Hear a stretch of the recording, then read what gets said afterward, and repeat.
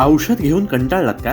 आजच जवळच्या doctor Lohia acupuncture उपचार केंद्राला भेट द्या. ऑपरेशन टाळणारी विना औषध आणि दुष्परिणाम रहित ट्रीटमेंट. गुडघेदुखी, कंबरदुखी, मानदुखी, स्लीप डिस्क, स्पॉन्डिलायसिस, लकवा, संधिवात, मधुमेहाचे दुष्परिणाम, ॲलर्जी, जुनाट सर्दी, पाळीचे विकार, लठ्ठपणा, डिप्रेशन आणि यासारख्या अनेक रोगांवर मात करा. डॉक्टर लोहिया ॲक्युपंक्चर उपचार केंद्र, Ayodhya tower, station road, Dabholkar corner, Kolhapur.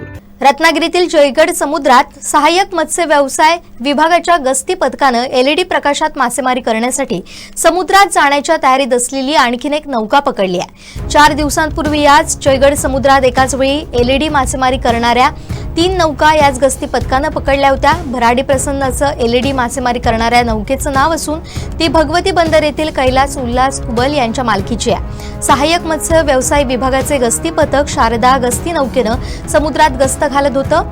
परवाना अधिकारी स्मितल कांबळे, सुरक्षा रक्षक सुजल पोवार, अमोल पिलणकर, अनिकेत पवार, भूषण करमरकर गस्ती नौकेनं समुद्रात गस्त घालत होते. शनिवारी पहाटेच्या वेळी गस्ती नौका जयगड समुद्रात आली असता राज्याच्या अधिकार क्षेत्रातील म्हणजेच 12.5 नॉटिकल मैल समुद्र अंतराच्या आत भराडी प्रसन्न नौकेवर एलईडी प्रकाशाची व्यवस्था करून ठेवलेल्या स्थितीत दिसून आली. 5 खलाशांना घेऊन ही नौका समुद्रात जाण्याच्या तयारीत असतानाच कारवाई करण्यात आली. मत्स्य व्यवसाय विभागाच्या गस्ती पथकानं पकडलेली ही नौका मिरकरवाडा बंदरात आणून अटकावून ठेवण्यात आली. नौकेवरील एलईडी लाईट, जनरेटर जप्त करण्यात आले.